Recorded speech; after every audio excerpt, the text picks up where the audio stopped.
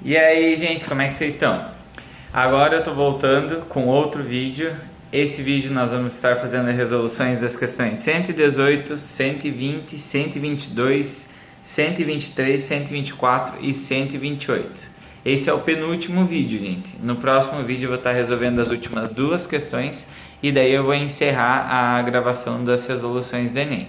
Espero que vocês estejam gostando. A prova que a gente está resolvendo é a prova azul e a descrição e o download da prova está na descrição do vídeo, tá bem? Abraço e vamos lá!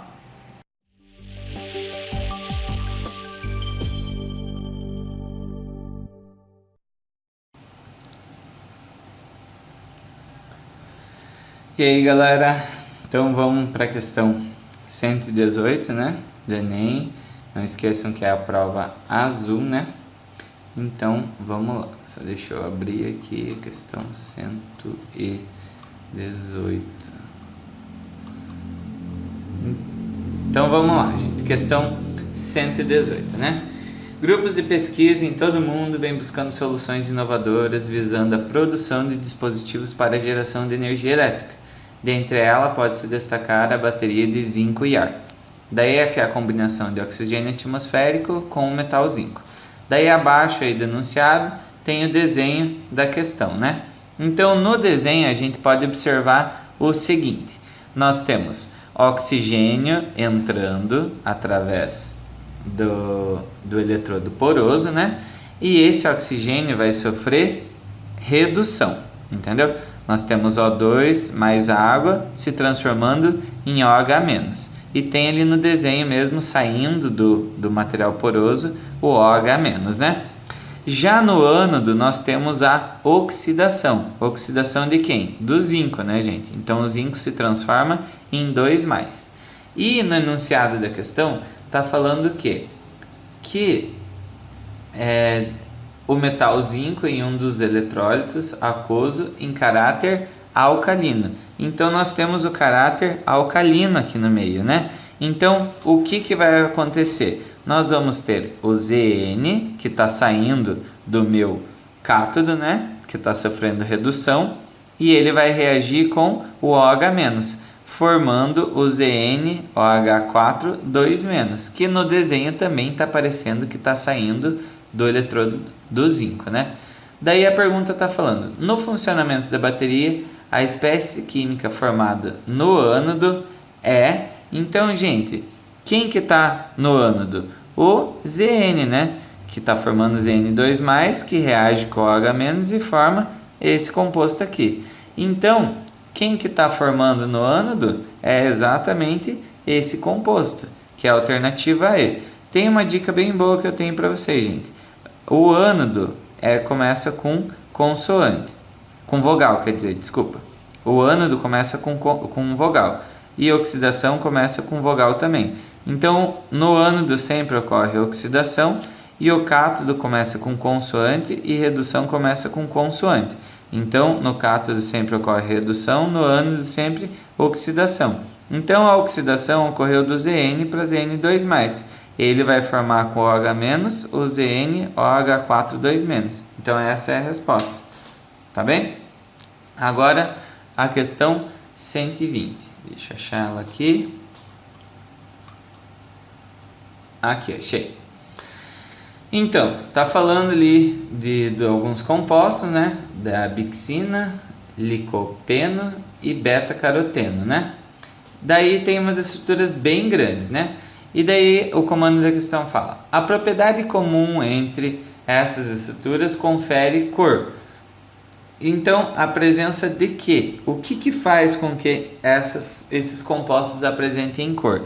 Gente, as duplas ligações conjugadas dão a capacidade do composto absorver luz. Absorver luz onde, gente? Absorver luz visível, entendeu? Ele consegue absorver luz no visível, tá bem? E essa absorção de luz que é as cores que a gente consegue enxergar, que elas vão de 400 a 700 nanômetros. Menor que isso é o ultravioleta. e maior que isso é infravermelho. Então a gente não enxerga onda infravermelho e nem onda ultravioleta. A gente só enxerga as ondas que são absorvidas na luz visível, entendeu? Então, quanto maior o número de conjugação, maior é o comprimento de onda absorvido. Então aqui, ó, gente, eu tenho essa regrinha aqui para vocês acompanharem, que a partir de 3 duplas ligações conjugadas, a gente consegue ter comprimento de onda do tamanho que absorva dentro dos 400 nanômetros. Antes disso, por exemplo, se eu tiver isso daqui, ó, se eu tiver esse composto aqui, ó, que vai ser 2, que vai ser H. Esse composto, por ter só 2 duplas ligações conjugadas, ele não vai absorver comprimento de onda na luz do visível, entendeu? Então ele vai precisar de mais uma dupla conjugada para começar a ter cor, entendeu? Então esse composto aqui, por exemplo, ele vai ser incolor, porque ele não tem as duplas conjugadas a partir de 3, né, para conseguir absorver luz dentro da luz visível, entenderam? Então, o que faz com que esses compostos tenham cor é a cadeia conjugada. O que é a cadeia conjugada? Duplas ligações conjugadas uma com a outra, intercalando dupla simples, dupla simples, dupla simples, entendeu? Então, alternativa A. Agora, a 122. A 122 era só prestar atenção em uma coisa que vocês conseguiam resolver. Tá falando, o odor que permanece na mão após o contato com o alho pode ser eliminada pela utilização de um sabonete de aço inoxidável. Tá entre parênteses, né? Sabonete de aço inoxidável, constituído de aço inox, cromo e níquel. A principal vantagem desse sabonete é que ele não se desgasta com o uso. Então, gente, o que você tem que destacar dessa questão? Ele não se destaca com o uso, entendeu? Daí lá no comando da questão, daí tem estrutura 1 e estrutura 2, que é o que acontece com a reação, né? Na conversão de 1 em 2, o sabonete atuará como? Gente, se eu não tenho desgaste, se eu não tenho uso, se ele permanece do começo da reação até o final do mesmo jeito, eu tenho um catalisador. Então a questão certa é a alternativa E. Por quê, gente? Porque ele não se alterou do começo até o final da reação. Então, se eu não tenho alteração, eu tenho o papel de um catalisador, tá bem? Questão 123. Essa também era bem tranquila, gente. A poluição radioativa compreende mais de 200 nucleóides, sendo que o ponto de vista do impacto ambiental destacam-se o césio 137 e o estrôncio 90. Então daí vai estar contando umas histórias e blá blá blá. Daí mais para o final do enunciado está falando: o estrôncio 90 pode acumular-se nos organismos vivos e em cadeias alimentares, em razão da sua semelhança química. Pode participar no equilíbrio com o carbonato e substituir o cálcio em diversos processos biológicos. Gente, então eu quero que vocês prestem atenção. O estrôncio pode substituir quem? O cálcio. E onde que a gente encontra a maior parte de cálcio no nosso corpo, gente? Acho que qualquer um sabe, né? Nas propagandas de leite sempre fala: beba leite, tem cálcio, fortalecer os ossos. Então é uma coisa que é bem conhecida, né? Então nas alternativas tem lá qual tecido que ele vai poder substituir, que o estrôncio vai poder atuar. Vai ser no tecido ósseo, porque ele pode substituir o cálcio. Então a alternativa E. Gente, na questão 124. Essa questão 124 é aquela questão bem decoreba, de cursinho assim, que reação de transesterificação. O que eu preciso? Qual que é o reagente que eu preciso para ocorrer a reação de transesterificação?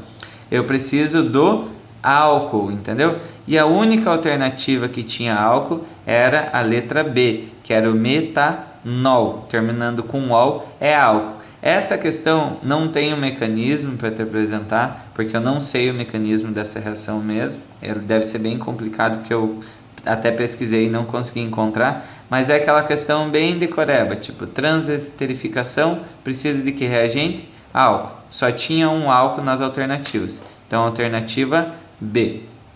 Na 128, gente, cadê a 128? Tá falando, né, do que foi proposto pelo Dalton, né? Acho que é do Dalton ou não? É, o Dalton. O que foi proposto pelo Dalton? Então tem os postulados dele e está perguntando, com base no modelo atual que descreve o átomo, qual dos postulados de Dalton ainda é considerado correto?